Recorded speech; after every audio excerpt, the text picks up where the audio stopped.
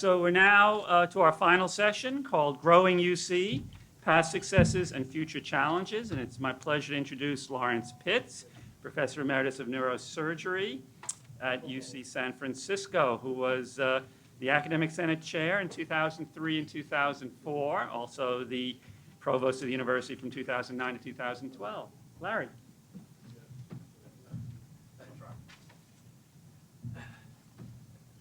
And also would like to thank Robert and Shane for all the work and the Senate faculty, Senate staff who have done such a great job for this meeting, and to the audience who has been seriously engaged so far. I hope it'll continue for the next 2 hours.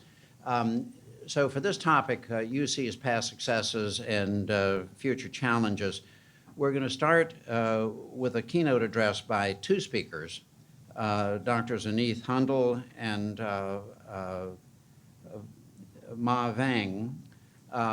Professor Hundal is currently an assistant professor of anthropology, and associated faculty with the clinical race and ethnic studies at UC Merced, but is in the process of transitioning to a new faculty position at UC Irvine. She is actually currently on sabbatical at UC Berkeley, so she's sort of a major migrant among UC campuses. I pointed out to her, and I see that Robert has moved to Davis from Irvine, she's moved, that the greatest source of new faculty for UC campuses is other UC campuses. So that's, we have good examples here. She's being joined in her presentation by one of her former colleagues, Ma Vang, who is also with the Critical Race and Ethnic Studies program at Merced. The topic of their presentation, which they will do jointly here, sort of a tag team, the 21st Century Neoliberal Research University, Reflections on Opportunity, Risk, and Solidarity at the New UC. So Professors Vang and Hundal.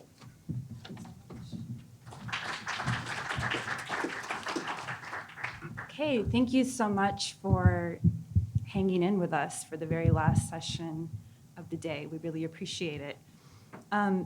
This is actually going to be a nice, I think, continuity from the last panel and the sort of set of issues that were opened up, and hopefully we can build on the conversation that we've been having since yesterday with the discussion of the master plan, but continuing with the themes that we've had today. So we are going to do something a little bit different. We co-wrote a paper, and we are going to divide it up, so there will be some transitions in between the lecture as we speak. So just to begin, I want to first thank you so much for the opportunity to present at the 150th Anniversary Symposium of the University of California System. We would especially like to thank the members of the UC Academic Senate in attendance, and also other faculty and our friends and colleagues who couldn't be here today. We'd also like to thank the UC Office of the President and the staff who helped organize this event.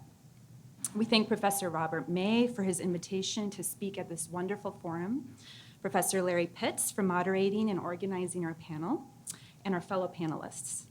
Finally, we would especially like to thank Professor Sean Malloy at UC Merced for encouraging our work. So we're honored to present today and think about the UC multiversity to invoke Clark Kerr, the 12th president of the UC system. We think the multiversity from the perspective, from a smaller perspective, from our fledgling UC Merced, or UCM. Our talk today is based on a paper that we co-wrote together, which is now under review for publication. It's the culmination of a number of intellectual exchanges and conversations we've been having among ourselves, other colleagues, and some of our students. These conversations began when we were newly hired tenure-track junior faculty at UCM in 2014 and 2015, and we anticipate that they will continue. We want to situate our analysis from our perspectives as junior minority and women faculty at UCM that are reflecting on the demographic shifts in the US, in California, and in the UC system. Specifically, the ways in which liberal ideologies and practices of inclusion increasingly run up against overt non-liberal strategies of exclusion that we are observing in the context of the current political climate in the US. Therefore, in our talk, we center ethical and critical perspectives that seek to position the UC in our current local, national, and global crossroads. Our mode of celebrating the 150th anniversary of the Multiversity is to think about its connection to the upholding of public values, larger civic issues and social problems, and its envisioning of a democratic polity and global society. So here we invoke democracy as an aspirational project, not as something that is already given or an assumed idea. And I think that's a really important point to make. Importantly, we're not speaking from the perspective of an administrative sort of take or a more managerial perspective or even a technocratic perspective, but as professors and teachers who are deeply invested in the mission of the UC, but who must also provide our students with an intellectual toolkit to understand their society and their circumstances. Thus, our talk is positioned in relation to the everyday struggles of navigating the university and the UC as junior scholars and researchers, teachers, and mentors for minority and working class students. So I just want to draw your attention very quickly to some of the slides that we have up on either side of the room. And I'm going to read this really quickly. We uprise, uplifting people power to resolve issues of space and equity at UC Merced, wish to uplift the concerned and marginalized voices of undergraduate and graduate students. We envision a campus community that affirms our intersectional identities, our humanity, our contributions to society, our resilience, and our right to dignity and respect. As such, we, the students housed in this 21st century neoliberal university, who come from a long line of change makers around the world, believe that another reality is possible.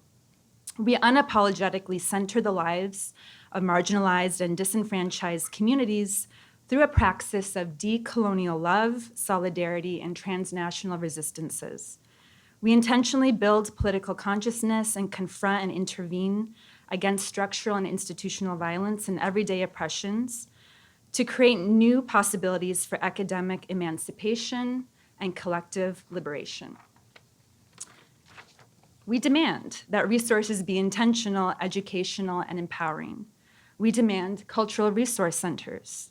We demand better recruitment and retention. We demand ethnic studies and an increased number of diverse faculty that more closely reflect our student population.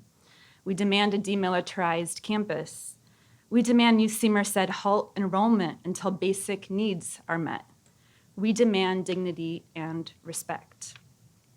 Here at the 2020 groundbreaking, we want to center conversations and visions on students, not economic interests, not physical capital, not projected growth, not exploitation, but student experiences in the institution. So we start with these uprise demands because it articulates our students' vision of UC Merced, the 10th and newest campus in the UC system located in the San Joaquin Valley of California. This university has two branding slogans: the first new American research university of the 21st century, and building the future in the heart of California.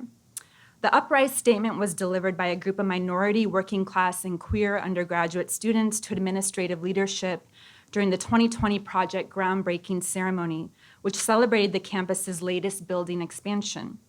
We are interested in the contradictions that were eliminated by this event, the highly visible spectacle of the groundbreaking of the university expansion with its uprooting and unburying of the surrounding rangeland, and its contrast to the largely buried claims of marginalized participants in the university, undergraduate students. Indeed, as I discuss further, this is directly related to the larger structural paradox of the UC, decreasing state investment and the increasing enrollment of majority-minority students. We suggest that UCM offers an ideal case to ethnographically understand what is often overgeneralized and essentialized as the neoliberal university in American academe. So I'll come back to what I mean by neoliberalism in a moment. We argue that UCM is somewhat of an exceptional institution in the UC because it is a neoliberal university from its inception, origins, and development. We are interested in how UCM is an active agent of neoliberal processes and not just acted upon by neoliberal processes. Moreover, we focus on how the university secures its reproduction via three primary logics. One, the aspirational projects of the UC Master Plan and the California Idea. Two, what we describe as neoliberal developmentalism. and 3, what we call neoliberal diversity projects. Essential to our argument is our methodology, which makes use of our training in anthropology and ethnic studies. We also critically assess ideas foundational to the UC system, such as access, diversity, equity, and public, and suggest that they are arresting concepts. In doing so, we attend to the work of concepts and what colonial historian Ann Stoler calls the project of concept work. For instance, we're interested in terms like diversity and access, the work that they do, their ontologies or their conditionality of being, what they might preclude or occlude, and what ideas and practices they make mobile and immobile in the UC. We ultimately advance a critique of the entwined relationship between neoliberalism and diversity to read the neoliberal university through a lens of both race and knowledge formation. In doing so, we ask critical questions about the university as a late liberal capitalist formation itself, as well as the burden of representing the university's ethical commitments to society. So in other words, we're asking broader philosophical questions like, what is the university and what is it for? Who does it serve? How does it do the work that it does? And as a side note, here we have much more to say about our approach to diversity, but due to time constraints, for us, we're just approaching this as a critical concept or through a critical approach. We point out that diversity can vaguely mean inclusion in majoritarian liberal multicultural society, but it also often entails exclusions and can avoid actually dealing with minority difference. And so that's a sort of continuity with the previous panel. By reframing UCM as the 21st century neoliberal research university, rather than just the 21st century research university, we make legible the neoliberal conditionality and reproduction of the institution. We argue that the university affords opportunities to students, staff, and faculty, but they also entail and are constituted by risk for the very vulnerable populations that the UC serves. UCM's origins as a form of the neoliberal university means that a diverse student body, mainly first generation, poor or working class and racialized, have a necessarily ambivalent relationship to the institution. By highlighting risk in what we call the opportunity risk dyad at UCM, we center the racial crisis of university development under late capitalism, providing more evidence for the multiversity as an intellectual, ethical, and material matter of inquiry. Our reference to racial crisis resonates with Paula Chakravarty and Denise Ferreira de Silva's point to, quote, situate the racial moment of the financial crisis in the last 3 decades of neoliberal backlash waged across the post-colonial global South, unquote. Centering racial crisis in our analysis points to race not simply as a tokenized phenotypical marker of difference, but as an ideological framework, material expression, and lived embodiment of social inequality. By centering the experience of risk among working students, staff, and faculty of color, we observe that these groups possess complex intersectional identities, histories, and traditions of thought that are often illegible, deracinated, or assimilated into liberal multicultural citizenship and diversity initiatives. Thus, the opportunity risk dyad is symptomatic of an institution like UCM, where administrators and external assessors view the numeric diversity of the campus, what we might call structural diversity, as a successful marker of access, equity, and equality in the UC. So what we are arguing is that structural diversity is not enough, right? So before shifting back to Merced, what do we mean by neoliberalism and neoliberal university? We draw on a large corpus of scholarly thinking on what has been described as a post-1970s world capitalist order that is more aggressive and volatile than conventional liberal capitalism. This form of capitalist accumulation is entwined with both governance and ideology to promote what cultural critic Henry Giroux has described as an economic Darwinism, which encourages on many scales unchecked privatization, commodification, free trade, and market deregulation. This economic Darwinism privileges personal responsibility over larger social forces, reinforces the gap between the rich and poor by redistributing wealth to the most powerful and wealthy individuals and groups, and fosters a mode of public pedagogy that privileges the entrepreneurial subject while encouraging a value system that promotes self-interest and disdain for social responsibility, public values, and the public good. Other consequences, of course, that we know are the dismantling of the welfare state and the idea of a social contract, the enrichment of corporations in the defense industry. It facilitates the retreat of state support in what is increasingly being described as zones of social abandonment. Social problems are often increasingly criminalized. It eliminates public spheres where people learn to translate private problems into social ones, and it undermines solidarity and conceptions of democracy. Of course, Giroux and others point to the degradation of liberal democratic values and the social contract, promoting a kind of nostalgia for them, whereas post-colonial and decolonial scholars like ourselves suggest that the foundation of liberal societies and the liberal humanist university were based upon imperial and settler colonial projects, forms of capitalist appropriation, and racial and intellectual exclusions. And we can extend this analysis to the UC like Dylan did in the previous panel. So the crucial point is that neoliberalism is not only an economic process that we experience as austerity, but an exalted philosophy, ideology, and governmentality that shapes us as people and affects all aspects of life in the US and increasingly higher education in the academy.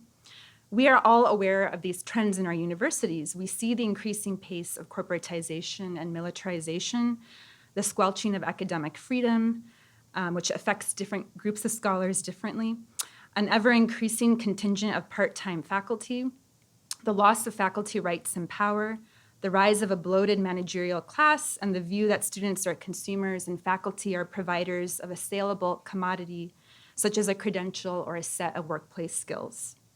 What is also striking for us as junior faculty is seeing the slow death of the university as a center of critique, vital source of civic and political education, and a crucial public good. Neoliberalism thus thrives on anti-intellectualism that erases critical thought, historical analysis, and an understanding of broader structural or systemic relations. So we've observed academic capitalism, or the corporatization of the university at UCM, in the form of always already existing logics, technologies, and cultures of management, which often work to secure the crisis of neoliberalism, as well as individualization, financialization, competition, entrepreneurship, and notions of self-help and self-care. So my students and I have sometimes playfully joked that we are in the DIY, or the do-it-yourself university. So they've kind of taken that up as an analysis. Thus, we emphasize the societal condition of neoliberalism as central to the development, governance, management, and reproduction of complex university processes. The terms of neoliberal conditionality become increasingly transparent, visible, and naturalized through the explicit idea that faculty, staff, and working students of color must accept suboptimal conditions, which is an actual technocratic term used on our campus, in an era of dwindling tenure-track academic job market possibilities and UC educational opportunities for minority students. The widespread circulation of increasingly vacuous terms such as entrepreneurship, innovation, and inventiveness in emails, meetings, talks, and public events exemplify the everyday iterations of neoliberal rationality and the alliance between university development and the broader for-market imperatives of broader society. The ensuing risks for students, staff, and faculty of color, especially in the context of the Trump presidency, which increasingly is promoting authoritarianism, overt white nationalism, and anti-intellectualism, can range from bodily, emotional, and mental health risks, financial risks of indebtedness, the risk of being commodified, which we'll talk about, and intellectual and epistemological risks. So we're just going to do a quick switch right now. Sorry. All right, I'm not as tall as Anaith, but good afternoon. So we're going to provide a little bit of context, historical context for UC Merced. I know over the last days or so, I've had some conversations with some of you, and you were part of those conversations to begin UC Merced. So this may not be completely new to you, but bear with us because we're going to sort of talk about and deepen our understanding of the neoliberal logics that are at work that we see. Okay, so although it was scheduled to open in 1998, our campus eventually opened in 2005 after the UC Board of Regents approved the construction of a UC in 1989. The regions targeted the San Joaquin Valley, the central agricultural region of California, for its 10th campus because it makes up approximately 10% of the state's population and has the second highest demographic growth rate in the state. It is also an underserved area for higher education for primarily low-income, working-class students of color. Despite the complexities involved in the long process of establishing and developing the first 3 phases of the university between 1989 and 2005, as well as declining state revenues and statewide budget cuts from 1990s onwards and the Great Recession of 2007 through 2009, the state of California had invested $5 million in the construction of the new UC, and the regents have continued to support the development of the campus. In short, it has been no easy task to invest in the building of a new research university in the context of global and national economic restructuring, a national financial crisis, and the effects of the expanding global war on terror and the prison military-industrial complex, both at home and abroad. And in the Central Valley in particular, it's the investment in building of prisons, right? Yet the UC has maintained its commitment to serving students at UCM, even going so far as to include a separate line item for a new university in the state budget. Thus, we deepen our claim that UC Merced is a neoliberal university by contending that the particular convergence of political economic crisis and opportunity to build a new UC has made UC Merced ground zero of the material and symbolic form of the future of the research university in a neoliberal era. We stress that UC Merced represents neoliberal futures for other UCs. On the one hand, UC Merced is an institution built on aspirational claims of the California idea, the master plan, including the UC system's legacies of research and teaching for the public good. On the other hand, there is no institutional memory of a before the normalization of neoliberal processes and the making of a research university. UCM's paradox lies in its status as a new institution that is rooted in the tradition of the UC system. There is no system-wide precedent for UC as an assemblage of late capitalist development without an institutional history. In fact, founding faculty have had to operate within the paradoxical paradigm of replicating something new. This model rests on the basis of ongoing budget cuts, as well as the normalization of public-private partnerships for development. I think as George mentioned yesterday, especially in our 2020 project expansion, right, which is based on this sort of private public model. The expansion of contingent labor, cost-effective centralized school, department, and staff services to structure and plan campus development, as well as minimal budget allocations to student resources and student support services in order to account for budget deficits. Most of the scholarship we have reviewed on our campus, written by administrators and other actors involved in the development of the university, tends to avoid an analysis of neoliberalism in favor of a discussion of budget cuts or budget deficits and shortfalls to explain the challenges of building a new UC, thereby normalizing and naturalizing these processes. We argue that it is important to shift from corporate technocratic managerial perspectives of the university to a critical engagement with the potential political economic conditions of university development and expansion, as well as its associated ideas of access, equity, diversity, and the public good, in order to be ethical participants in the UC in the 21st century. Therefore, we urge moving past celebratory techno-futuristic narratives of UCM, which are tied to the institutional legitimization of the campus's neoliberal conditionality. We suggest that this conditionality rests on 3 core logics that need to be carefully studied and assessed. So first, the first logic is that there are the aspirational visions of the California idea and California master plan, documents and policies constructed in the context of the 1960s California, which tout equal, fair, and meaningful access to higher education for all qualifying Californian high school graduates. And we can discuss this, in relation to last night's panel. The second core logic of UCM is neoliberal developmentalism. This logic suggests that the university will eventually be able to fund itself and its expansion through its capital investment and various strategies of extraction and accumulation of capital and financialization of capital, as well as through the potential profitable opportunities that the university is able to extract from the region. And we can also discuss further the impact of the university on Merced. This logic is often deployed in terms of the potential productivity, success, and upward mobility of the university's student population and the local communities of the Central Valley. Mobility and access to the California dream is based on expected opportunities for education, research, and employment in an impoverished region of California. Often we have found that discourses about the institutions construct UCM as a benevolent university in the region, tasked with the burden of uplifting the racialized poor, but also the opportunity to tap into the valley's ostensibly unmined human and natural resources.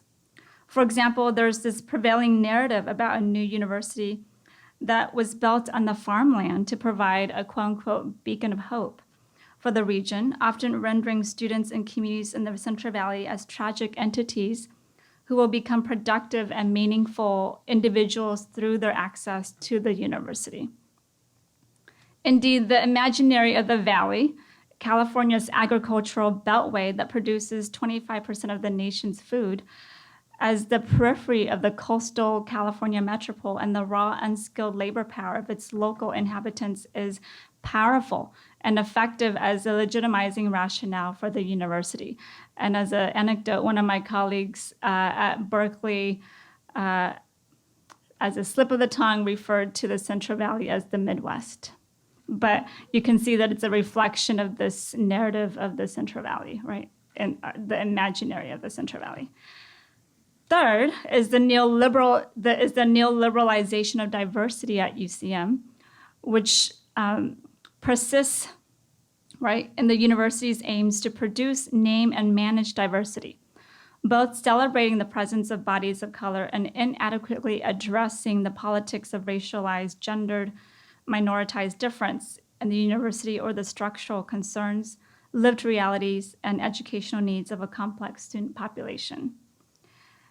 UCM produces neoliberal diversity formations epistemologically through liberal diversity speak, statistical and demographic data, and tokenized narratives about the region, its people, and the vulnerable student population. Knowledge about students, which are based on discourses that celebrate the presence of diversity as a form of equity and access, can also be paternalistic, often rendering students as homogeneous, vulnerable victims with less discussion of the agency of students and their communities to shape the vision of the university itself. However, we also stress that the neoliberal university is not a complete or totalizing project. It is a complex assemblage of ideologies, discourses, and material processes and practices. Neoliberal governance is often ad hoc and improvisational. Actors and agents create and implement policies as they respond to crisis. We are tying our shoes as we're running captures many aspects of claim making, program building, policy making, and implementation on our campus. We are especially interested in how these processes create minority difference and student-citizen subjects, as well as the forms of solidarity and resistance that the neoliberal university might compel. Under these conditions, student, staff, and faculty of color similarly develop decolonizing, anti-racist, and anti-capitalist practices that operate along differing political alignments. And thus, we are also tying our shoes while we are running. Indeed, the ever-shifting and contested nature of the neoliberal university was exemplified by the upright statements and demands that student protests at the 2020 project groundbreaking. Switching back and adjusting the mic. Okay, so how do faculty and students mobilize creative strategies to shape UCM under these conditions? In thinking about our own experiences alongside our students, we suggest that UCM is also always at risk of actually empowering us and the communities and students in the region to produce meaningful and autonomous forms of knowledge in the university. This constant tension around opportunity and the distribution, experience, and character of risk expressed in forms of resistance and solidarity making allows students, staff, and faculty of color to make political claims about the hope and meaning of higher education alongside university expansion. So we've already talked about the kinds of logics that secure the reproduction of UCM as a neoliberal university. In our larger project, we are also interested in how the university fosters solidarity among students, faculty, and staff to secure its reproduction, as well as manage its crisis, what we describe as neoliberal solidarity projects. So these are the projects that are being created by the university processes in a kind of more top-down way. We also highlight the relational politics, or what we call non-aligned solidarities information that persist among student, staff, and faculty of color. So these would be the bottom-up practices as we are responding to these processes that are making solidarity from above. We theorize alongside and with students' critical responses to their realities as students who face more limited resources than their counterparts at other UC campuses. To be clear, we are not using their stories and perspectives as if it is empirical evidence from fieldwork research. The examples and analyses we offer are from undergraduate and graduate students we have working relationships with and that we're advising.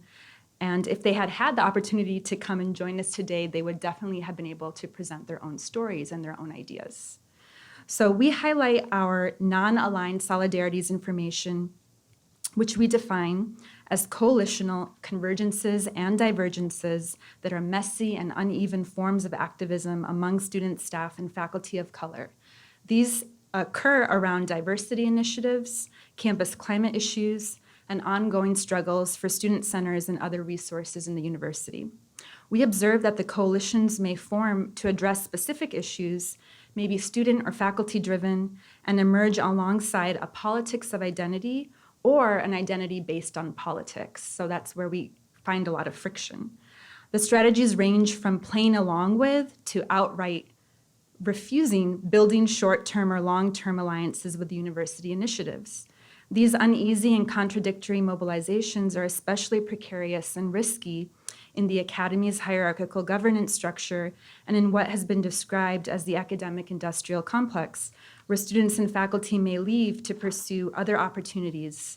For faculty of color, this may be a consequence of the institution's publish perish philosophy that does not relieve them of service burdens. So before we discuss these non-aligned solidarity formations further, let's take a look at the kinds of solidarity that the neoliberal university fosters among us, the solidarities with which we are a little bit more suspicious. Our term neoliberal solidarity projects describes how UCM cultivates the identity and self of the first generation of color student within the opportunity risk dyad. We observe that the university often co-opts, appropriates, and commodifies key notions of minority difference, the terms diversity, first generation, and the local communities of the Central Valley and Merced. These neoliberal solidarity projects often create tensions in student activist strategies and among ourselves. As an example, one of our former undergraduate students responded to our theorization of UCM as a neoliberal university by relating her experiences of activism around undocumented or DACA student issues. And we have a large proportion of DACA students at UC Merced in particular, so this is really important. She clearly understands the ways in which undocumented students are enmeshed within and interpreted by both neoliberal diversity and neoliberal solidarity projects, and the ways in which complexities in student agency and subjectivity emerge in the context of resisting the university and organizing. She writes, quote, UCM's data collection on undocumented students as international and unclassified students, this is the legal category that they are placed under, helps the university identify and recognize the undocumented population and their needs.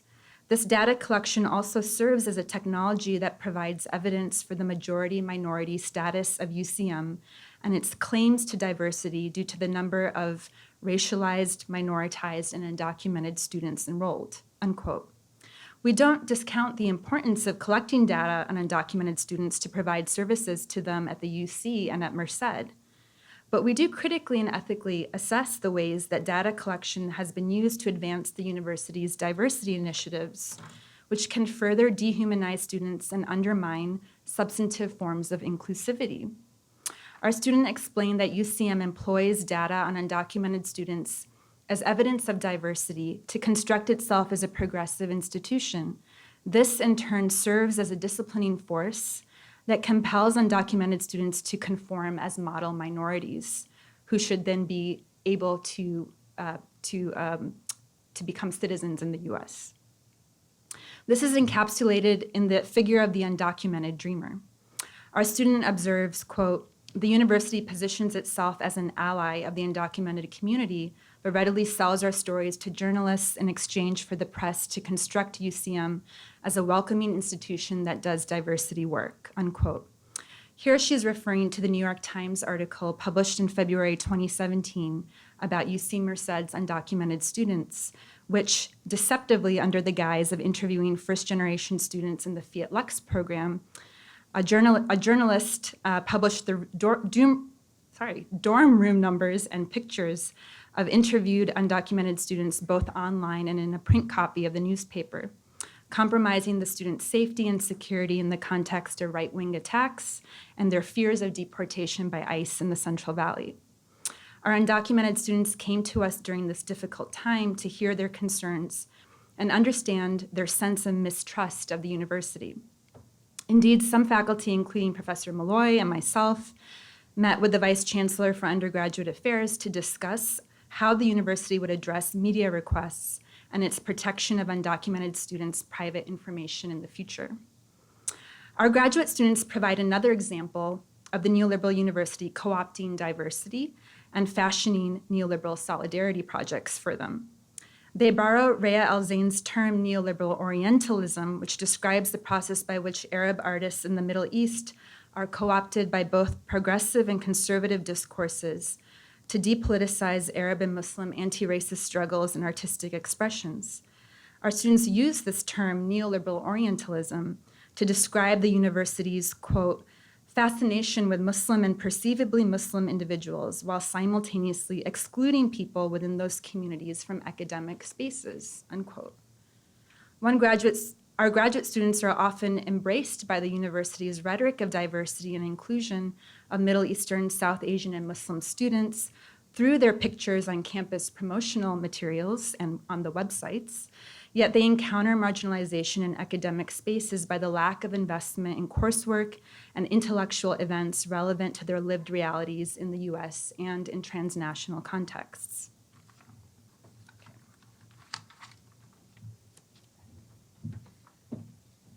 Okay, so shifting to providing examples of what we are calling non-aligned solidarities in formation. Again, we are also tying our shoes as we're running and thinking about how we can come together and imagine a UC Merced that for our students.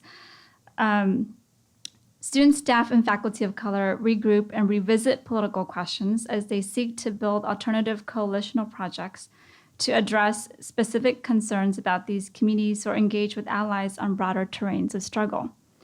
As examples, since our time at the university, a number of new initiatives took place on campus to signal a politics of resilience, resistance, and solidarity among faculty and students of color.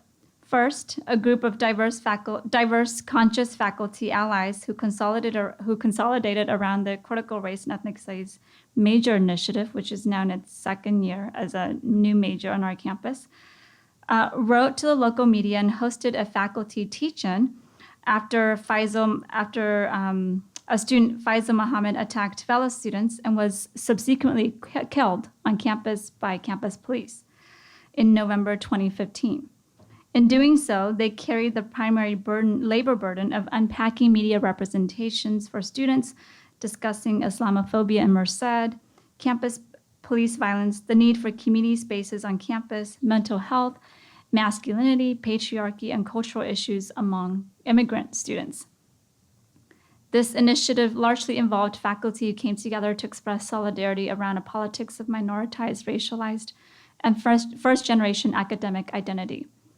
Secondly, the Sikh Students Association and the Muslim Students Association formed new alignments and campus group identities based on their common experiences of Islamophobia at UC Merced and in the Central Valley in relation to the 2016 elections.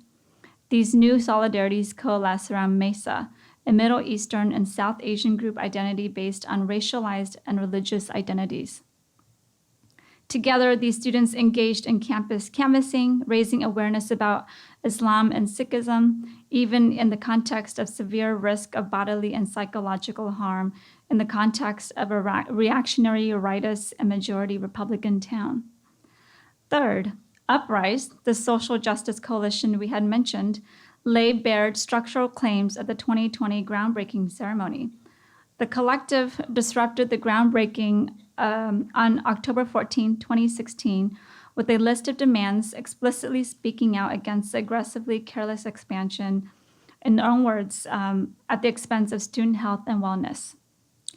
Two of our current undergraduate students discussed their experiences expressing the demands that, and I quote, "As queer women of color, the experiences we have encountered are of violence, trauma, and injustice that deliver epistemic harm and disempower students. It is through coexisting with other students that we co-create and recognize our power as we interrogate the violence we experience in institutions of higher education." End quote. Our students recognize the epistemic injustices of the neoliberal university and its work to preserve power by withholding shared social spaces and access to resources to limit thought, conversations, and actions. But they assert a praxis of care that they explain as continued existence within the institution and contributing to systems of care that uplift us when our university chooses not to. As our graduate students explain, spatial justice, or claiming cultural and safe spaces, became an important initial component of Uprise among some students. These students challenged one of the university's key diversity claims, that our diverse student body should already make our campus a welcoming place. And they challenged this claim by demanding that the expanding campus make room for such student as such, this discussion of relational politics has shown, our thinking about both precarities and solidarities in the neoliberal university is a dialogic and relationship-making endeavor with students. Indeed, engaged as we are in our various life and labor strategies, we are compelled by the possibility of a new kind of relationship to the UC, such that administrative elites are indebted to its diverse constituencies, both the students, communities, and the region. That provides the rationale and legitimacy of the success of the university. So we conclude this talk by highlighting the value of students as producers of meaningful knowledge rather than consumers of Eurocentric knowledge. They feel and understand the risks of the university's diversity initiatives, even if they may not always have the academic language to express it. And this for us in terms of teachers at UC Merced also means that we shift up pedagogical approaches, right?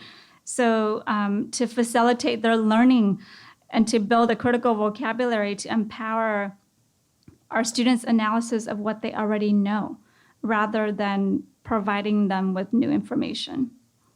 As the students' excerpts show, they are already connecting their experiences at UCM to the broader national global context.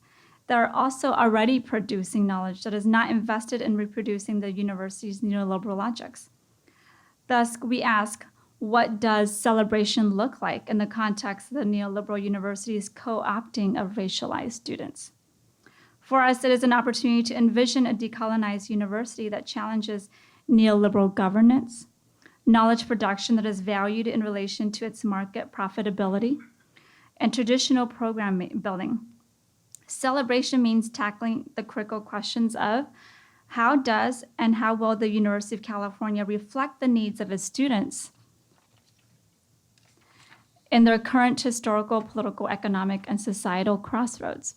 How will they maintain their autonomy, claim space on campus, and contribute to the development of the fledgling university?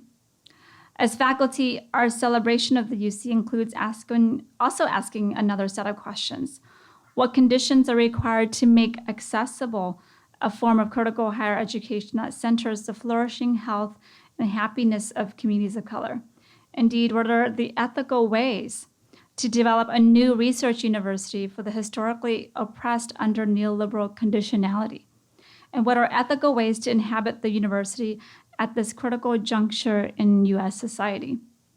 We suggest that dispositions of vulnerability and discomfort be placed center stage in our struggles to critically inhabit the UC, and that we continually dwell on ethical problems in our classrooms, meetings, and even our celebrations. So we close with the words of our students who led the Uprise Coalition, who demand to be seen, who advocate for an economy of care that is not extractive, and who imagine alternative ways of being. And they write, and I quote, "We engage in producing the knowledge that the university continues to deny us through neoliberal tactics. This is fundamental in engaging with the healing process and authentically building community. At the crux of the demands is a request for dignity and respect at the institution that we haven't seen in years prior. We are here, we are watching, we understand. We won't be students for forever, but we will take this experience with us. We are uprising," end quote. Thank you very much.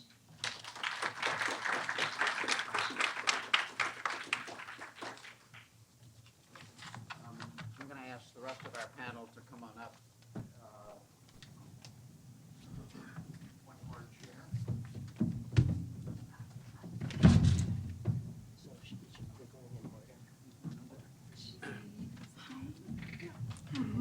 I want to thank Robert and Shane for including that presentation in the overall celebration.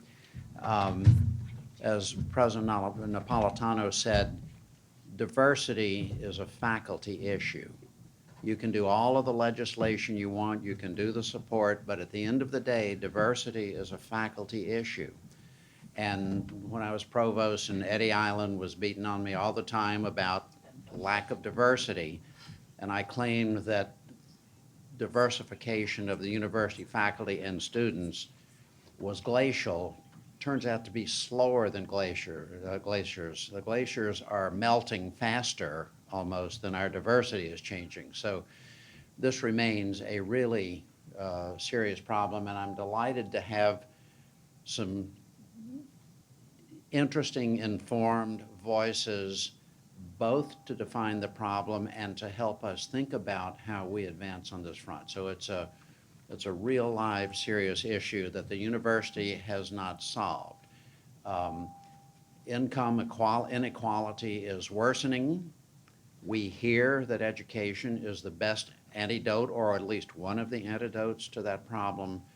And so UC has in my judgment, a serious requirement to address this problem seriously in the coming years. This is not an immediate fix, but it's something that somebody has to start and do more creditably than we have managed to do, or that much of higher education has had to do. And numbers as provost, you can look at diversity at the undergraduates, graduate students, postdocs, faculty, and it's just a seriously constraining pipeline, and it starts with our inability to improve that pipeline. And until we do some serious work in that area, it's going to stay a bad problem.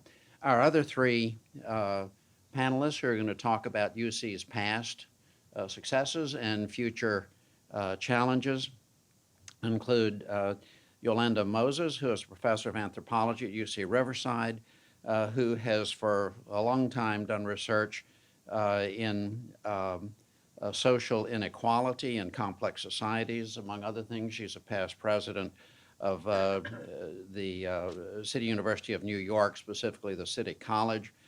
Michael Moranz, who is a professor of history at UCLA and chair-elect of the UCLA Academic Senate. For the past decade or so, Michael has been reviewing what he calls the vexed relationship between UC and its critics, about which all of you know something. And then Harry Pohl, former chair of the Academic Senate recently, and UC San Diego professor of neuropathology. I think we'll just start at the far end of the table. And Harry, if you want to, you can either speak from here or there, either way. Thank you very much indeed.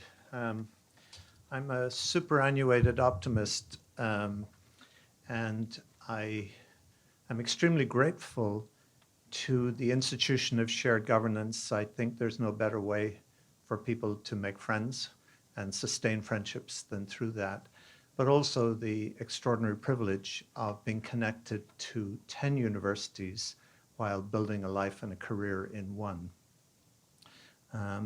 During the time when I was up here in Oakland, I had an opportunity to visit every one of the campuses at least twice, as Dan has told us. And I'm extremely grateful to Dan because I remember when I put my foot in it very badly in Santa Barbara, Dan came to the rescue, and we ended up having a wonderful discussion with the faculty there and leaving with very positive feelings.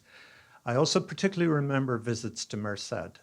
I had been very fascinated by the evolution of a new campus.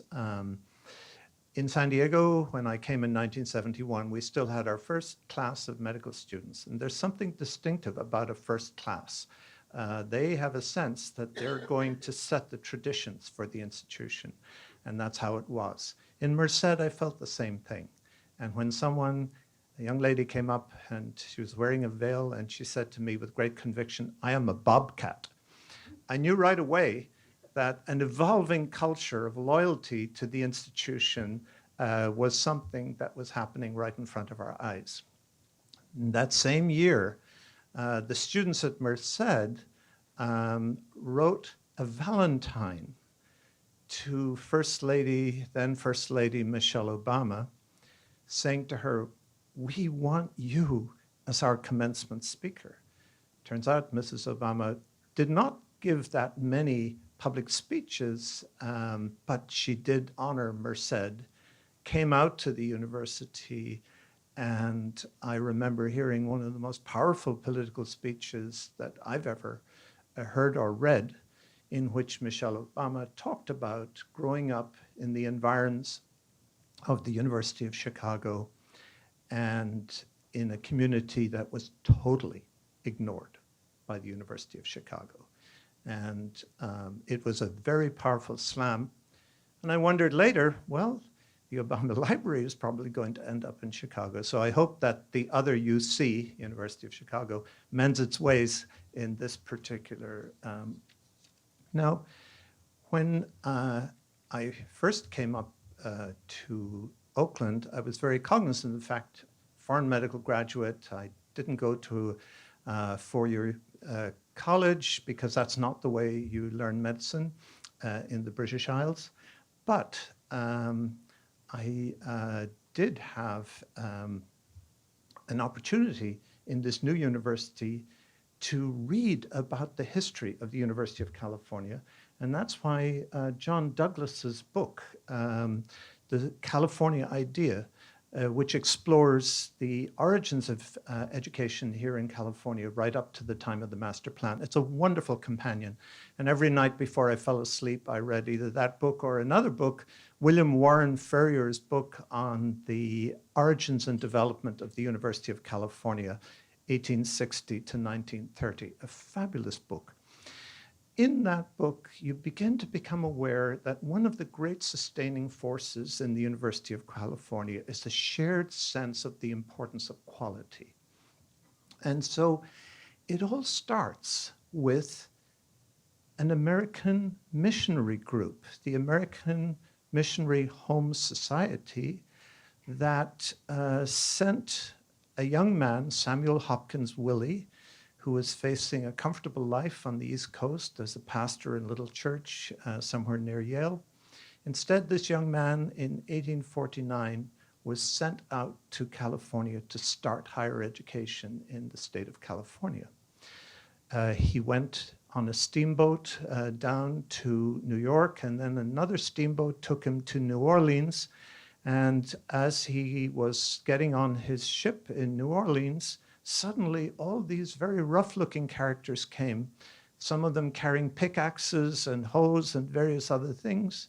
Word had just come out that gold had been discovered in Sutter's Creek, and people from all over the continent were now going to converge on California.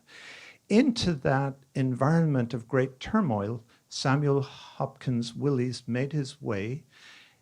He had to cross the land mass of Central America and then take another steamboat up to Monterey, which was a sort of functional capital of California of those days. When he got out of the ship and started talking to people about his vision for education, nobody wanted to listen to him. It was a time when doctors were leaving their patients, school teachers were abandoning their schools. Everybody was caught up in the fever of the gold rush. He went back to the cabin on his ship and he was in a state of despair. And then he thought, well, you know, I don't have a choice in this. I've been sent by divine providence. I'm here. And so he persisted. And out of that came the College of California, particularly with great visionaries like Henry Durant. But the College of California provided many, many crucial things. One was, it was a liberal arts college that had succeeded. It effectively donated itself to Berkeley. And in donating itself to Berkeley, they accomplished a very difficult political task. The temper of the times in California in 1868 was just as difficult as it is in our time. And there was a great deal of contention. And so the demand for a university centered on agriculture and the mechanical arts. But Berkeley's, at least the gift of the College of California, now made it possible for liberal arts to be part of the overall educational plan of the University of California. Another very remarkable thing that happened at that time was farmers were criticizing the university very strongly. And so a distinguished professor, Hilgard, was sent to meet with a group of farmers. And so he sat in a room and heard a great deal of anger. And eventually he got up and he spoke to them. And he said, I was a farmer in Michigan, and then I went to the university. And as a farmer, I was interested in rocks and soil and plants and seeds. Here in California, we have completely new soil, different rocks. We don't know what plants are going to succeed, but at the University of California, that's what we're going to do. We're not going to teach your children how to fork manure. We're going to teach your children to apply science to the resolution of California's set of problems. It was a wonderful start. So in 1860, a group of the trustees of the new university walked up to the hilltop looking down over Berkeley, saw the Golden Gate in a magnificent sunset, and looked at each other, and one of them began to recite from a poem that was called The Prospect of Planting Arts and Learning in America, a poem written by an Irish philosopher, George Berkeley.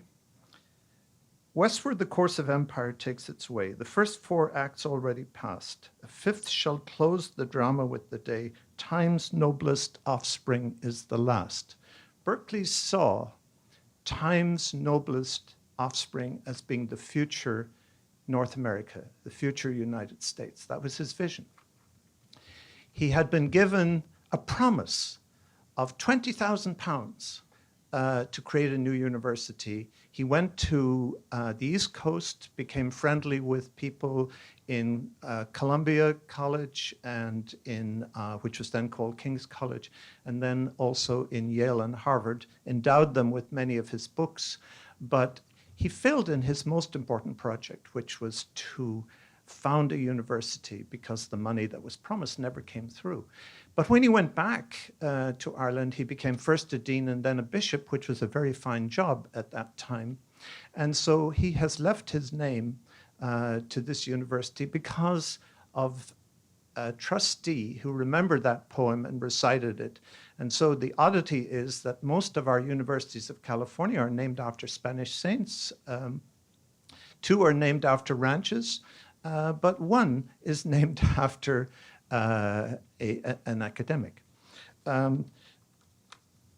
One of the things that made quality so important in the 19th century was the reflections of Alexis de Tocqueville, who was struck by the fact he was a French aristocrat, lived in a castle and so forth. So he comes to America and he was struck by the fact that people were so interested in education.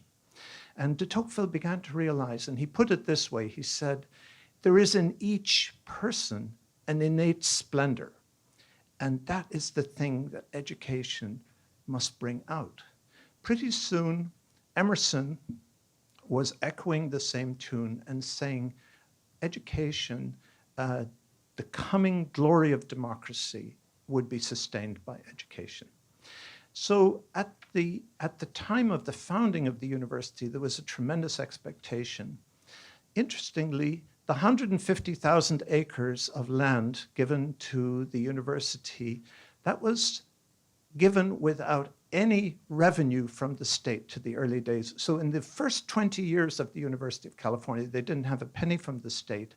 They were told to sell their land, but of course, once they did or attempted to do that, the real estate industry pounced, and their land was almost worthless. So I thought about all these things when in 2009, 2010, I remember hearing when I first came to OP that the state was in such a mess in terms of its budget that the university actually was borrowing $300 million, which it would then give to the state, and then the state would give back to the university to meet payroll. That's how bad things were in that time. Well, we got through that time, and I kept thinking, how did the University of California handle other crises in the past? And of course, there was an extraordinary number of crises. When we look back at the history of California, it seems that things, particularly in the early decades, were extraordinarily difficult. And yet, people did amazing things. We saw pictures of President Wheeler riding a horse across the Berkeley campus. Patricia Pelfrey, who was here earlier this afternoon, has a story in her book, The Brief History of the University of California, about how when he was riding his horse across the campus, faculty were quite nervous, but he was a great fan of students, and he was always very kind to students. So there's a story that she tells that a student at Berkeley in 1920 had just joined the university and was feeling very miserable because this was such a science and math institution, and he liked literature and didn't feel very comfortable. As he was walking through the campus, feeling pretty sad, a man approached on horseback. And as the man drew closer, he took off his hat and bowed to the student. Well, of course, the student's day was made. He suddenly realized he'd been recognized by the most important, the big man on the campus riding a horse. That student was Irving Stone. He enriched many of our lives, although you don't see his stuff around quite as much, but he enriched many of our lives with the extraordinary books that he. But it was in Wheeler's time, Wheeler had to deal with the fact that for the first 20 years, there was no revenue. Then in 1887, an act was passed which gave the University of California 1% of every $100 in property tax. That sustained the university for quite a while. But then a populist spirit in the early 1900s and antagonism towards the railroads resulted in an initiative which redirected all the property tax to the localities around California. So suddenly the university was again high and dry. At that time, fortunately, Hiram Johnson, the progressive governor, sat down with the university president and they worked out per capita enrollment where the state would fund student enrollment on a per capita basis. And that's when the university saw an extraordinary explosion in growth, which we heard about last night. Now, then, just when things are going very well, along comes the Depression. The amazing thing about the University of California is that during the Depression, nobody got laid off. No faculty, no staff, nobody was taken, nobody lost their job in the Depression. But everybody got a 12% cut. And the university also decided to greatly increase its enrollment, and that helped to meet some of the immense social need that was associated with it. So that generosity of spirit has been a huge factor, I think, in the evolution of this university. And I like to think in terms of anecdotes which show a particular attitude that of compassion or caring or decency. One story that involves someone who I knew, a man called Harvey Tano. He was a professor of chemistry at UCSD. He had been a student at Berkeley when, because of his Japanese ancestry, he was taken away and interned. But his exam results and his performance had resulted in he was nominated for the Berkeley Gold Medal. And so he'd won the medal, but he was interned in a camp. And so Robert Gordon Sproul, the president of the university, went out to that camp and personally delivered the gold medal to Harvey Tano. Harvey Tano then, after the war was over, Harvey Tano went on to become one of the postdocs working with Linus Pauling, and they unraveled the molecular structure of hemoglobin. But I think that one of the things that is so important to the faculty, and that is quality. And I think in quality, in ensuring quality, it's the faculty expectation of excellence, but also philanthropy has a big part to play. And philanthropy is one way in which the university is affirmed by people outside the university. It can never meet the needs of the students in terms of their tuition and education, but what it can do is show a commitment to the University of California, which is in line with its historic development. And I think one of the proudest things is to see that the University of California, one, two, or three of our campuses makes it into the top of the social impact factor published by the Washington Monthly every year. There's always, it's either Berkeley or LA or San Diego. Someone is right up there at the top. And that means we are doing something that's different from other universities. We're doing it as a public university, and it's playing a positive social difference. Thank you very much.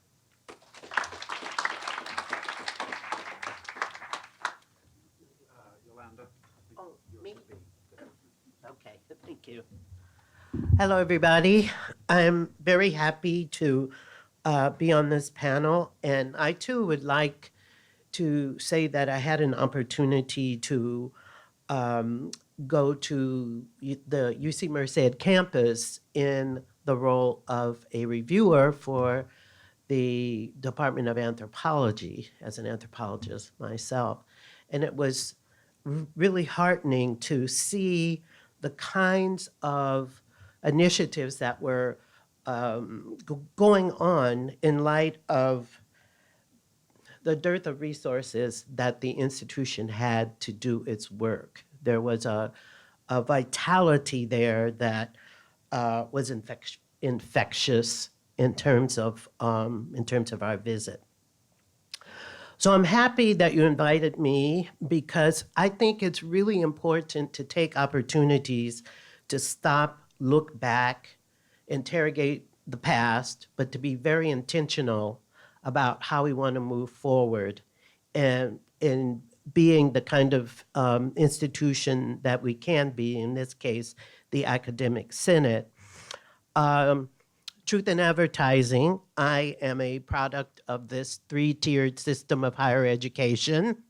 I am a graduate of UC Riverside in the Department of Anthropology, and I had the opportunity to live in New York and to be a part of the City University system, which is based on a version of the three-tiered system of higher education we have here in California. That is, within that 22 campus system, there are community colleges, four-year institutions, and they have a centralized graduate division or graduate program, which is a modified version of what we have here because it was a system they thought would work. I also had the opportunity to be present at that institution at its sesquicentennial celebration. CCNY started in 1849 as the Free Academy, which was started by the Board of Education of New York City to educate the children of immigrants in that city. And it too was free. And it too started a revolution in the sense that the Board of Education recognized that Columbia University and what came to be NYU could not be the only two institutions in that city if, in fact, the millions of people there were going to make New York the best city it could be in the world. So the idea of a free education, if you think about it, is something that we started out with here, too, in California, that notion that for all who come would have access to higher education. So I think it's important, as we look back, as our speaker has done, that we're intentional about what it is we want to be as a system as we move forward. And I think situating a campus like UC Merced as one of the examples of what a 21st century UC research university looks like gives us a lot of food for thought. And what I want to do is to look at three areas quickly so that I can give my thoughts in terms of trying to understand where we are going. Several people have said that it is important as we move forward to involve the faculty centrally in the work of transformational change here in the 21st century. So we have to look at the faculty, who the faculty are, and it's very clear that we have not achieved the diversity we want. And so the question I put on the table is why not? And what are we really going to do about it? Where are the places where we can do that work, where we can do that heavy lifting so that we're not drip, drip, drip adding one faculty member at a time, one faculty member at a time. We've begun to collect data here in the university that helps us understand that one size does not fit all policies. I mean, this is a place for us to start. And we've started to understand where some of those gaps are in terms of where we need to put our resources and where we need to put our thinking as we move forward. For example, the most recent UC Accountability Report notes that we've done a lot better over the past decade with women. 33.6% of faculty are women. And the overall underrepresented number of faculty in the UC is still at 10%, 10.1%. And if we disaggregate that number, the underrepresented group by female faculty is 4.3%. And you all know what our student body looks like, and you all know that we're a university that has been given the privilege by the state of California, their trust for us to educate, to create new knowledge for the people of California. So the idea that we're still struggling with this issue means that we're not doing something right. And I believe, and reinforcing what Larry said here, that it is up to us to do something about it. There was some, I think it was a vice chair who asked, what are some of the concrete things we can do? Well, we talked about periodically in one of the early presentations that there were convenings of faculty every year around different themes. It seems to me one of the things that we've done here, and I can rattle off 8 or 10 of them, themes that we have surfaced here today that really need to be on the agenda for those conferences. I think it's one tradition maybe to revise those conferences and to make them all university conferences so that we can delve more deeply into these issues where we're just raising some of the issues that should be looked at. We've done some things here, and I think probably one of the most, one of the most productive over the past 14 years has been the President's Postdoc Program. That program, if it's successful, we need to think about how to put that on steroids so that it can be duplicated in ways that we perhaps haven't even thought about before.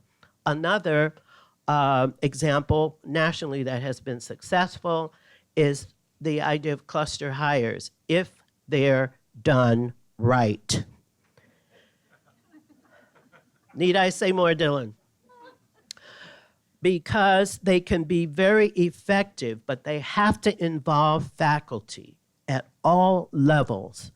And this is where sometimes the administration gets ahead of the faculty processes that they say we're all working together on. And that collaboration is really important. If we're talking about bringing in key eminent people, for example, I'm just giving you 3 examples. Key eminent people from universities where they maybe not necessarily want to leave or come, to have partnerships the way we do with universities across internationally. We can have them with historically Black colleges, tribal colleges, places where we know these professors are who would come and spend some time with us thinking through how to help us with our faculty hiring processes, as well as to work more effectively with our students, as has been talked about. So we need regular faculty convenings to do this. If we were to wave a magic wand and we were able to have faculty diversity, my question would be faculty diversity in service to what and to whom? And that would be another kind of convening where we would take the task of understanding what does a 21st century land-grant university look like, where faculty are creating new knowledge, educating their students, creating new pedagogies, thinking about the future of a pluralistic democracy in action. What does that look like? And how can the faculty senate be movers of that kind of initiative? Because nobody else can do it and nobody else is doing it. The second point I want to make is that we spend a lot of time as academics collecting information, and sometimes we don't stop to assess what we're doing with our missions of teaching, research, and service, and to understand that we're in an environment that's constantly moving and constantly changing. And so when we go back and look at our reports, and I know just on our own campus, we have task forces, we have reports that we've done on various innovations and on diversity, on change, all kinds of things, and many of them sit on shelves and collect dust. I think at our 150th anniversary, one of the things we ought to do is to go back and look at some of those reports that have been seminal or we thought would be seminal, and to say which of those recommendations have been implemented and which have not been implemented, and why not. For example, what is happening across campuses with the implementation and the effectiveness of our having implemented APM 210 in our campuses? And to what extent can we glean the best practices from campuses who are doing a good job in their initiatives? And then to what extent can faculty be rewarded for that kind of work?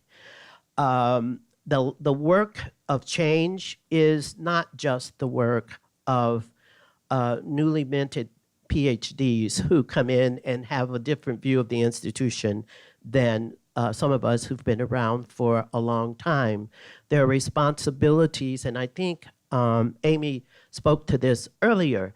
There are responsibilities, almost covenants, if you will, between the faculty and administrators where change can happen without outside outside interference. And again, that happens when there are resources, including time, it doesn't always have to be money, that are set aside to create spaces to do that kind of work. So that the reports we design going forward are asking the right questions based on inputs from people whose voices have not been heard before. And it seems to me that's something that the Senate can do to create those spaces to bring people together. For example, it was almost 10 years ago, 5 Southern California campuses received an NSF grant to link administrators' decisions with faculty values around implementing the hiring and the training of people to go, women specifically, to go into the STEM fields. And that was a decade ago. We developed a lot of good materials for deans and provosts and all across the 5 campuses, and we promised that we would continue to look at this information, every year. But as soon as the grant went away, the convenings stopped. So what questions do we need to ask about ourselves to understand how committed we are to transformational change? And that's different than incremental change and tinkering around the edges, which I have no problem with if it's leading toward something else. Because otherwise, we will be where we are today, 10 years from now, talking about this same issue. So not only do we want to point out what is wrong, but how do we move from here to there and to have some concrete goals on how to do that? How do we create these new models that will help us to hear new voices, for example? How do we listen to students who's bringing with them their own experiences from their communities? They may have nothing to do with the experiences that any of us in this room have ever had, and our job is to educate or to co-educate or to learn with them and from them. And that's a new way of doing business in the university. The third point that I want to focus on is how do we as a system, and I mean faculty within this system, which by definition is a huge clunky thing, as I call it, become more flexible to mobilize around local, state, national, international research and policy issues. Yes, we're the premier research universities, but how fast do we move? How quickly can we pull people together in teams together, SWAT teams, if you will, in a good way, to do this kind of work on behalf of our university and on behalf of our community? How do we bring the power of 10 to bear on critical issues, intractable and stubborn social, cultural, economic, health-related, environmental, and ultimately highly politically charged problems? I see this happening at two levels. First of all, pooling our research and policy expertise from a faculty perspective will allow us to understand what we as individual faculty can bring to the table to solve problems, and maybe think critically about what it does mean to do interdisciplinary research. You know, we talk a lot about it, but how often do we actually structure our ways of interacting to create new knowledge to do that? And the second level, as I see it, is to be intentional about doing this cross-sectional kind of work. That is, for our universities or for the faculty within the universities to structure research teams and research opportunities that are intentional about bringing expertise across a variety or array of disciplines to solve problems, so that we're talking about foregrounding new epistemes, new ways of knowing and thinking about issues, bringing critical theory to practice, understanding praxis, understanding standpoint, understanding new ways of knowing that are about empowering a faculty to help the university, the other stools of that shared governance, understand what to do. Because a lot of times, the Board of Regents and the structure of the University of California, a lot of the administrators don't have the answers and don't know what to do. For example, just like with the creation of Bohr's committee in the crucible of an outside threat to the values of most, if not all, faculties, because everybody wasn't on board at that time, were in agreement that diversity and equality were not two separate entities, but go hand in hand.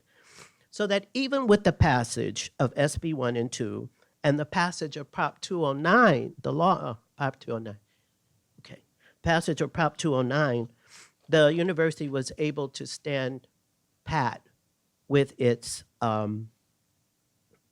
values. And so I think with the outside threat that we're facing now, 150 years, not from a particular individual or a particular group, but from our government itself, the offices of justice, the office of the Department of Education, the offices, that we are in for a long ride that's going to threaten what we stand for. So the idea of access to higher education is a value that I hope we will continue to support, even if it looks different at this point in time. Thank you.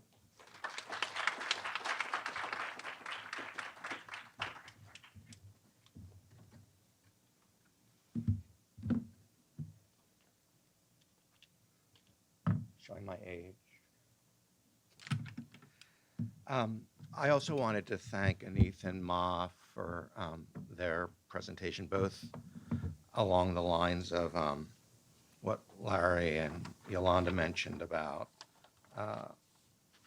highlighting the issues of diversity, but also just because it's such a wonderful example of faculty actually reflecting on the university in which they operate. And we don't do enough of that, it seems to me, in general. And I probably am the only person on the panel that hasn't been to Merced, so I'm expecting an invitation soon.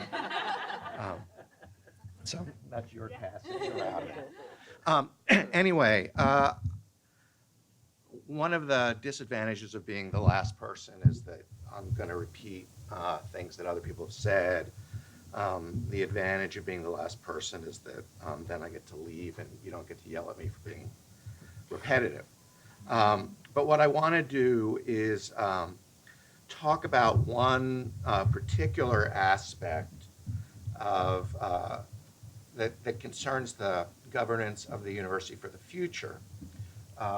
It's clear, and people have spoken about this for the last 2 days, that there are a lot of what we might think of as contextual challenges that are facing the university as a whole. The drastically reduced state funding, although obviously in recent years there's been some slight increase. The dramatic expansion in the sheer numbers of eligible students, which we don't actually have the physical plant to deal with effectively, along with the growing complexity of that student population and the need to think clearly about how to teach in different ways, and the widespread attacks on public higher education in general, but public higher education in particular, that have intensified over the last 2 or 3 years. But what I want to do is focus on, I put it away on purpose. Just can't hear you on the video. I'm so sorry. Oh, that's good. I'd rather that. No? Okay. You sure? I can't get away with it. Okay. What I want to do, though, is focus on one very particular internal problem, or what I think of as an internal problem, which is what I view to have been a tremendously mistaken response on the part of the university to how they have responded to how it has responded to that challenge or those challenges, and what seems to me to be the damaged state of the governance of the university as a result. And so my simple idea that I'd like to get across is that the model of UC governance that we've been using for the last 10 to 15 years has failed, that it was a mistake, and that if it is not drastically reformed and rethought, then we're just not going to meet the future demands. And the simple version of this managerial or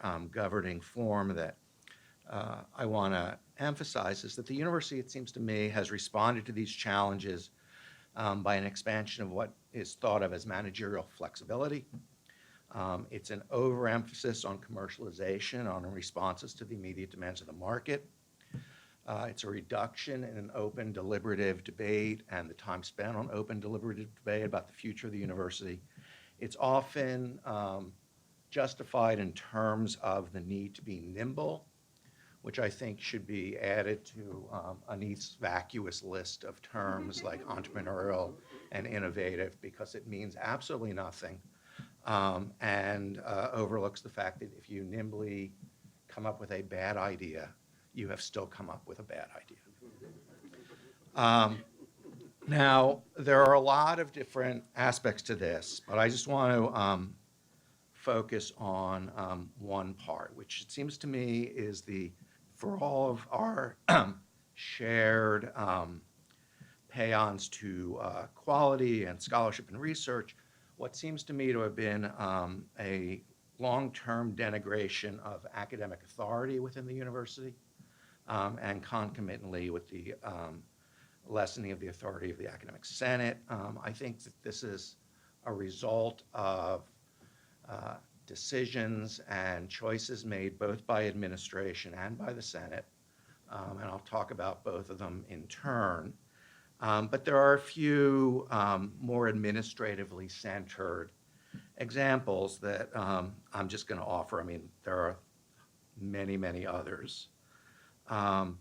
First, people mention the unused task force reports, but I think the whole issue of task forces is itself something that needs to be rethought. The proliferation of administratively run task forces that choose selective faculty preferred by the administrators as an imitation of shared governance has spread, maybe not so much on system-wide, I don't know, you guys could tell me better, but certainly on campuses. You get a list of acceptable faculty members, the Senate responds with a list, and then they choose the list of acceptable faculty members. And then they say, well, we put faculty members on our task force, therefore they're shared governance. It's not quite the same thing. The growing numbers of so-called tiger teams at OP and at campuses, which, let's face it, okay, it might lead to some form of crunchy cereal, but it really is not the sort of governance structure that a university wants. The recent creation of a university center that might have been discussed at the previous panel without following the actual requirements of the UC compendium, that was created without full academic senate participation, was established, now gives grants, has a governing board, and is allegedly the centerpiece of UC's contribution to debates about free expression. Again, produced in a completely inappropriate fashion procedurally, and it was without consultation. Now, in certain ways, the Commission on the Future, I think, was the poster child for this change. It might have been an opportunity for the Senate to sit down and seriously think about the future of the university. Instead, for a variety of reasons and choices that were made by both Senate and administrative leaders, it was handed over. It was administratively run. It was handed off to a regent. Leaving aside the incredible administrative efficiencies and savings that have resulted from UC Path, we only need to remember, in thinking about the Commission on the Future, the mind-bogglingly bad predictions that accompanied the beginnings of UC Online. Chancellor Blumenthal mentioned that there were many people who were entranced with MOOCs. At UC, as I recall, there were one or two people located slightly north to us who were entranced with MOOCs. They were able to get the attention of the president and the regents. Almost all the faculty members who actually had worked with online education told them that they were wrong. They were treated with contempt, the faculty members. And so we now have a mythology about online education, which is continued in the fantasy life of the governor, and which we continue to pay for because there was a level of managerial managerial supremacy and refusal to engage with the people that were actually on the ground doing the work. Now, it's unquestionable that all of these developments have created a good deal of work, a good deal of paper, that they've cost a lot of money. But I think they've diverted our thoughts from our core tasks, and with maybe a few exceptions, done little, if anything, to improve either education or research. Right? I mean, I really just don't see the benefit. And then if you throw in the financial side, which is that with all of these, I'm sorry, the provost isn't here, so he can tell me I'm wrong, but with all of the alternative revenue streams and the multiplicity of SSDPs and the huge philanthropical campaigns, the last slide I saw suggested that in terms of core funds, we have about 30% per student of what we had in 2001, despite all of the rises in tuition. Now, obviously, that's because of state cuts, but the point is that once we conceded that fact and went in this other direction, we had lost the game. And until we figure out a way to not think that way. We are going to lose the game. It's just not going to work. Now, this is where I get a little repetitive. In thinking about how we might move beyond that, it is, I think, important to recognize or to remember two points in UC history that were mentioned by John Douglas and George Blumenthal and probably 6 or 7 other people. The first is that in the Organic Act that created the university, the Academic Senate was, and here I'm quoting, created, or at least in part created for the purpose of, as they put it, conducting the general administration of the university and memorializing the Board of Regents. Now, I read this as saying a couple of things. One, the Senate is there for governance and administration. The other is just to note that although our powers are delegated by the regents, the Senate was created at the same time as the regents. And therefore, I think we need to take that seriously, right? Autonomy may make a great university. The Board of Regents doesn't, especially this Board of Regents. Okay. And I think the Senate needs to remember that. The second point that I would make, and this is something that John also mentioned, was that and I think Robert mentioned as well, one of the crucial aspects of the Berkeley Revolution, amongst others, was the authority to organize its own committees. Now, the Senate still has that authority, but when governance is done by task forces and tiger teams, that authority becomes much less meaningful. And it's a way of avoiding that authority when you establish task forces and tiger teams. So it seems to me on the administrative end, and again, I guess you're as close as we come to an administrator actually still in the room, and you're not even an administrator anymore, and you. So this is probably, you do, but I'm just saying I can't get you to do these things because you're not an administrator anymore. The first thing, the first thing that you all should be saying to your administrators is that they need to stop seeking shortcuts and end runs around the necessary deliberative process with the Senate. I understand that can be frustrating. I mean, after all, if you have just invented the wheel, you may not want somebody pointing out that it has been done before and it's not exactly going to fill in that square position. But it is actually necessary to have that sort of debate and discussion. As I say, if you rush into a bad decision, it doesn't alter the fact that it's a bad decision. The other thing, and this echoes something that Amy Dorr said yesterday, is there really needs to be increased funding, not just for the Senate staff, but I actually think for Senate participation or some sort of systematic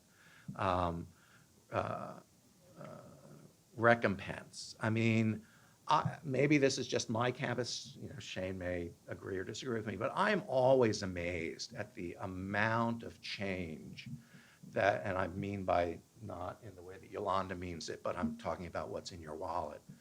The amount of change that is available to faculty members who are willing to serve on some dean's subcommittee or as a dean's advisory board and then gets an extra grant of money or course relief, as opposed to Senate service, which is basically voluntary work, right? And, you sit on something like CPB on any campus, it's a lot of work. And yet the expectation is that you're just going to do it out of the goodness of your heart. And it's just not going to work that way. It doesn't work that way well. And it's sort of sending a message that the university considers this voluntary work. And that has to change, it seems to me. But I think if the administration does bear responsibility for this, so does the Senate. And partly, and this again is just echoing things that other people have said, we need as a body to regain our focus and capacity to formulate a longer-term educational vision.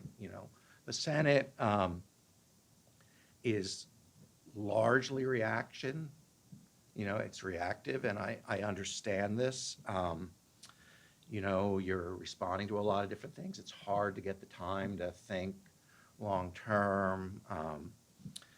I was joking with this may not be a good joke given what's happened today, but I was joking with a friend that, the experience is sort of like on Monday, they show up and, if you're in the Senate and they go, if we give you a gun, will you shoot yourself? And you go, no, I don't think so.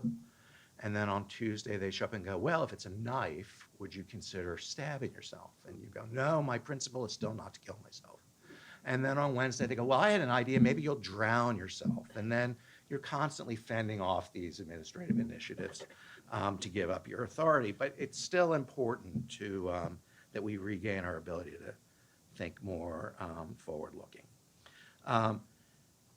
Two things that I would suggest. The first, and this has struck me on my own campus, but I think insofar as I've had a lot of interaction with system-wide people and with people on other campuses, I think it's generally true. We tend to allow our thinking about Senate authority and the creation of policy and positions in much too much of a siloed fashion. And what doesn't really get thought of enough is the way in which different Senate committees or different Senate authorities or different Senate concerns are actually intertwined. They need to be built on in communication with each other, and that they need to be based on some fundamental principles. So one obvious principle, despite its complex history, I would argue is the maintenance of academic freedom, which I would argue is different from free speech, and is the maintenance of a professional authority over curriculum and research, and therefore is about the maintenance of professional academic judgment and the ability within different spheres. I mean, different people will have different judgments to do that. Reaffirmation of the authority over curriculum and over defining fields of study and their development. There was one slide about donor-driven activity in somebody's talk. I'm constantly having conversations with deans who, have gotten some donor who wants to donate a chair in a field, and they'll go, well, it's money, and I'm going to save the money because they're doing it. And my response is, well, you're only saving money if it was something that you were planning on doing in the first place. Because otherwise, you still got the same costs, plus you got the additional costs of this particular initiative. And it just isn't the way to run an airline. And finally, a sort of a recognition that the central authorities of the Senate, power over curriculum and degrees, essential role in personnel decisions, rights of academic freedom, have to be understood as a congeries of intertwined rights and powers, and that however much we work with administration, and I agree with that, does stand in distinction from the administration and from the claims of the administration, and needs to be defended as such. The second point, and I'm probably running out of time, which has been mentioned on several occasions, is that we need to reestablish ourselves as a body of collective inquiry. People have talked about the all faculty conferences. They started in the 40s. They lasted till the 70s. I don't know why they died. Something along those lines needs to be reestablished. It will take funding, which again, if the provost was here, I would ask him to do. But it's important that sort of thing. It can't be the exact same type of endeavor because the faculty was smaller, the problems were less. But if it isn't recreated that way so that the Senate begins to think of itself as a deliberative, forward-looking policy body again, then it doesn't really deserve the authorities that it has. And the bottom line, and this is preaching to the converted, is necessary because if you don't have the centrality of academic judgment over financial or managerial judgment, a university is simply not a university, right? It may be a business, it may be something else. Not that I think we should be imitating businesses given the tremendous destruction of American society that the business models of financialization have caused. I mean, it's not like why we're like looking out to business for models to how to run a society sort of escapes me as a historian of a longer term. But even leaving that aside, if the thing is not centered on academic judgment, then it's not a university. It's something else. And again, we might as well, you know, pull up, take our, you know, our toys home and stop pretending.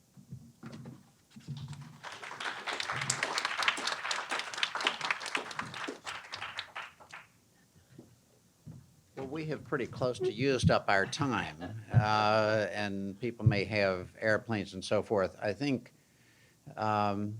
we can choose to take 4 or 5 minutes for some questions. I think there has been a ton of stuff put on the table. I'm not sure how we pick and choose among them, but Shane has his hand up, so Professor White. Thank you, Professor Pitts. Michael, all of everybody's comments this afternoon were fascinating, but you ended up, I think, touching two things. One is the engagement in shared governance. And as a faculty, it's our responsibility to do that. You also mentioned the proliferation of tiger teams.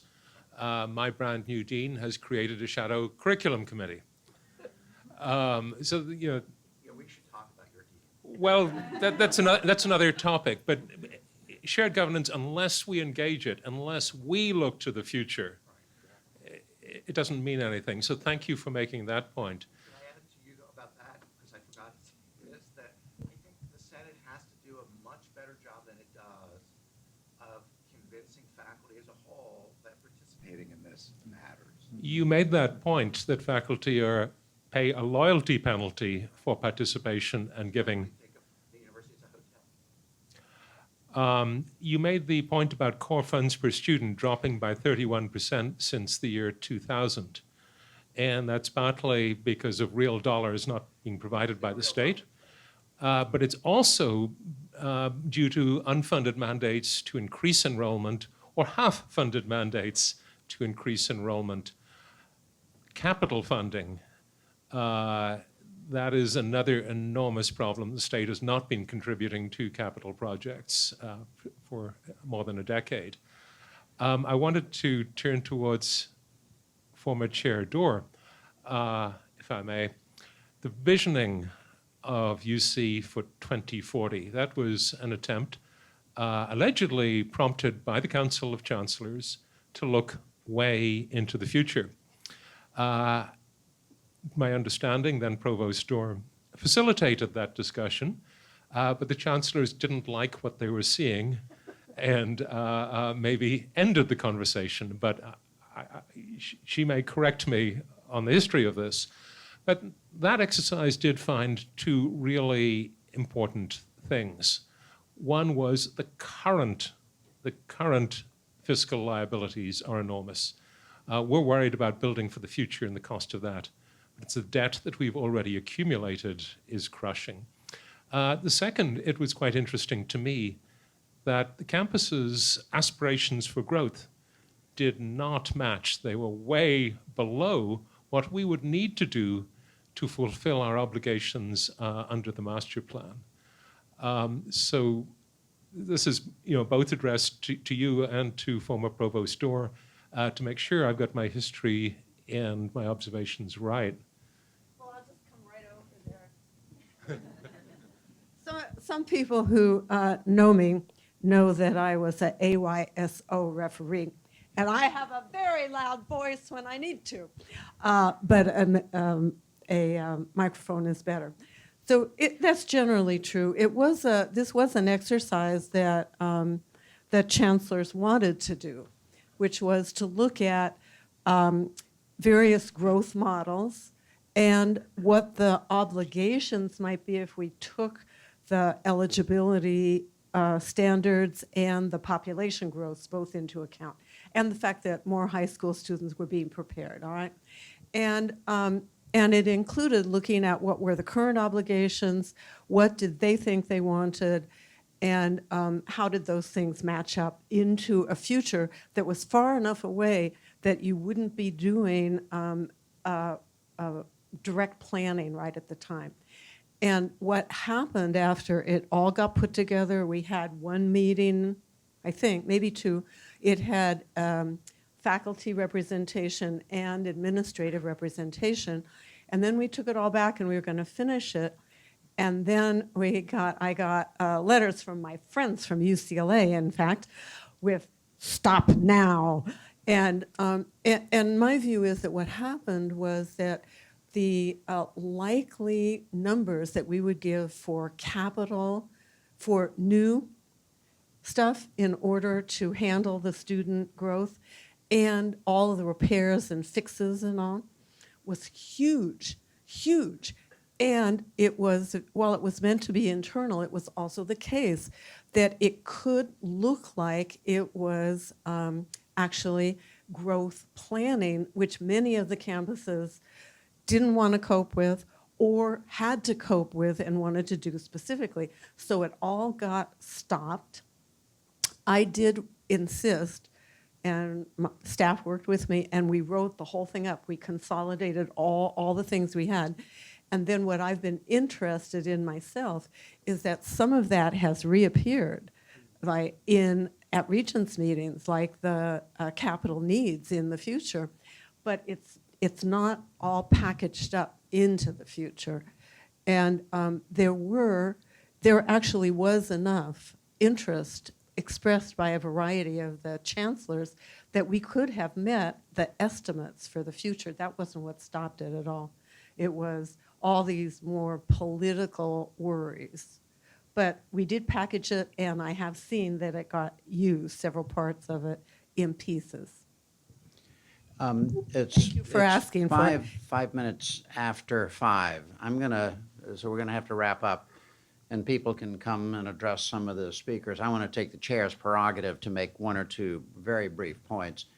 I will leave to the Senate leaders now and coming on to work out the precise interaction with administration on how that part of shared governance goes. I think it will always be an evolution. There will be strong views on both sides, and I will leave that to the appropriate parties to sort out. But I want to make the point that there are a few key issues that are in the hands of the Senate. I mentioned diversity as a while ago. That's the Senate dictates who the faculty are and the pathways, so that's an issue. The PPIC estimates down the pathway that was looked at are frightening. The University of California has to have a role in whatever the solution of that is. The Senate is responsible for granting those degrees. What degrees? How many? What does the university look like? Is it a fixed number of student model like Harvard or Yale where you don't grow the population? That's probably not an acceptable political answer. But exactly how many more students will the university be responsible for? How do they plan to educate them? The capital issues are there. At least when I was provost, there was a suggestion that if we used online education to a greater degree for resident students, that some of the capital demands would diminish. There are a lot of issues here. If you have that many more students, what does our faculty look like? That is directly in the control of the Senate. So and it's at least intersegmental, however much value there is with ICAS or other groups remains to be seen. These are in the hands of the Senate. And I think that the challenges are enormous. The mark on history that the Senate can bring to the table now is huge. It's for the good of California, it's for the good of the university, it's good for the good of students, for the good of faculty that we've never met but we want. Senate has a lot of work that doesn't require somebody else to initiate. You have to gather data, you need friends for that, you need to work out paths forward. But the way the faculty looks, how many students you educate and give degrees to, that is Senate business. And so I think the 150th anniversary is kind of a springboard to the next 50 or 100 years, or whatever the double sesquicentennial looks like. And so I wish the Senate well in these weighty deliberations, but the good of the state and the country will turn on your decisions. And I, wish us all well in those endeavors. So with that, I think we will conclude the terrific birthday celebration for 150 years and thank the Senate for putting this together, and hope that you carry away some useful messages from this, and we wish you well in these endeavors. Thank you.